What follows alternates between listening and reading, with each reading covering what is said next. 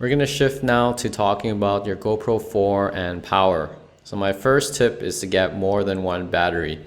I found through testing and also just from what I saw on the internet that the batteries generally last about an hour depending on your usage and usage of Wi-Fi and Bluetooth connections.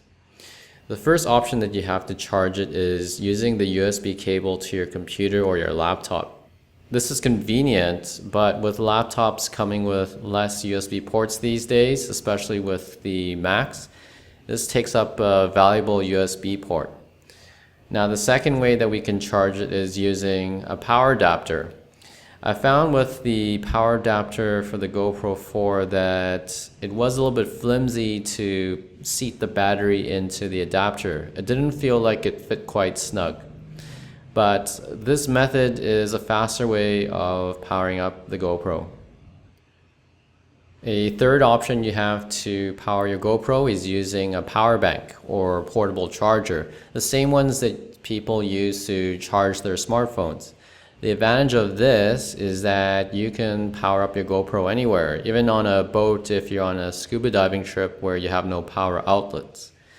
The fourth method that I can think of is to use a cigarette light USB adapter that you would plug into the cigarette port in your car, and it takes a USB cable.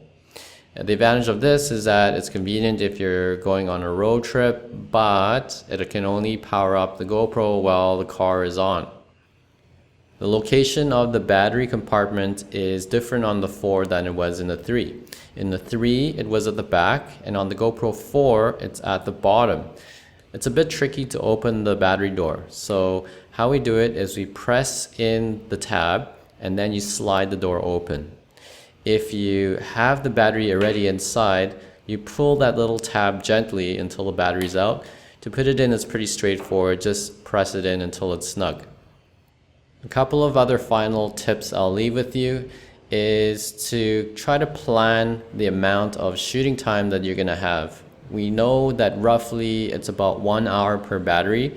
So if you have a 2-hour shoot, you're going to need about 2 batteries. And if you have time in between, you have time to charge the batteries. So factor that all in.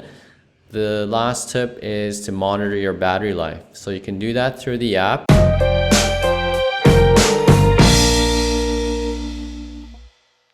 Hi, in this lesson I'm going to talk about the GoPro mounts.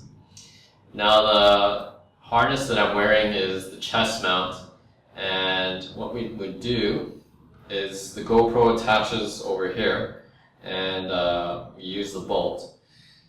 The GoPro is currently on the tripod mount, and this is one of my favorite mounts because this tripod is light enough that I can pick it up and take it with me and use it like a selfie stick, except this one has 3 legs. Okay, so I'm just going to show you how we take it off. So to mount the GoPro onto these mounts, we need to put on the exoskeleton case. So that's this guy here. So if I want to take this off, I take the bolt off, unscrew it. Okay. And the tripod mount is one of my favorites. And the chest mount would mount over here like so. And then I just screw it on, make sure I angle it in the direction that I want. I think 90 degrees would be good. And then I walk around like this, which is a little bit strange, but that's how it works. Okay, the next mount I'm going to show you is the head strap mount. Okay, so pretty easy, just take the bolt off. Then I'll attach it to the head strap mount. I tried the chest strap mount last night, and to be honest, I really don't like the footage. It's a bit shaky, but it's better than holding it with a handheld shot. Okay, now the head strap mount, you might see it in some of the scuba diving commercials, but to To be honest, there's better mounts to get scuba diving footage from. Alright. So that's the head strap mount. This goes around top of your head. And I'm going to teach you how to do a head pan.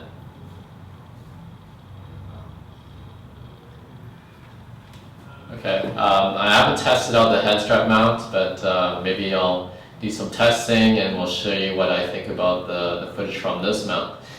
The next mount I'm going to show you is one of my favorite mounts. It's called the suction cup mount.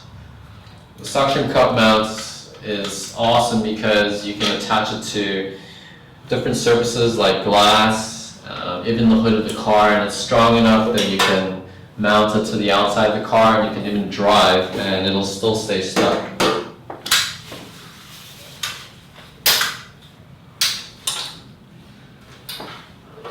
Okay, so the suction cup mount just goes on top here.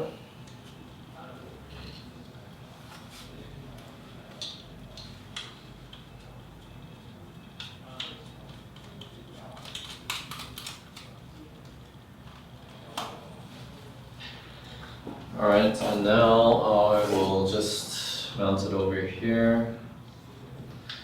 Now you put the latch up, you press in the button, and then we lock down the latch. And then we can adjust the angle depending on what we want to film.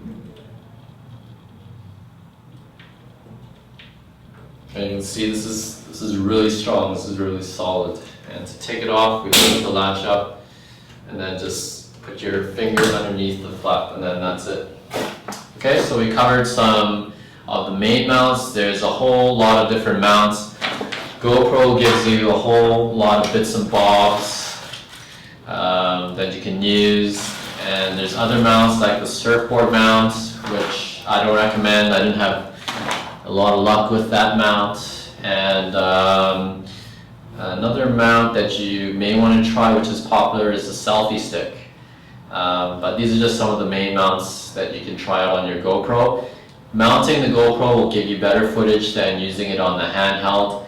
And if you do plan to get aerial footage, you'll need to mount your GoPro. Usually if you get a gimbal, that's going to make adjustments to compensate for the movement of the drone while it's in the air. But I hope you've learned a bit about mounts with the GoPro and go out there and have some fun.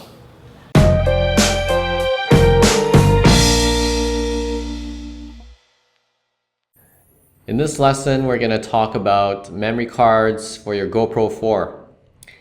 So the GoPro 4, because it shoots high resolutions now up to 4K, the video files that the GoPro is going to create are going to be a lot larger. I took it out today to do some testing, and a 30-second 4K video is going to take up about 220 megabytes. So that means if you're going to do a 1-minute video, you're getting up to 500 megabytes and a gigabyte for a 2-minute video. So at a minimum, I recommend a 32 gigabyte micro SD card. And I'll show you what that looks like. Something like this. And to use it in your laptop, you're going to need an SD card adapter like this. And it just fits in just over there and then pops into your laptop. Another tip about getting your memory cards is GoPro has a site that I'll put a link to in this video. And on that site you can see a list of cards that GoPro recommends. And I noticed that the GoPro 4 supports up to 64 gigabytes. So if you can, I'd recommend getting that card, or at least a minimum several 32 gigabyte mini SD cards.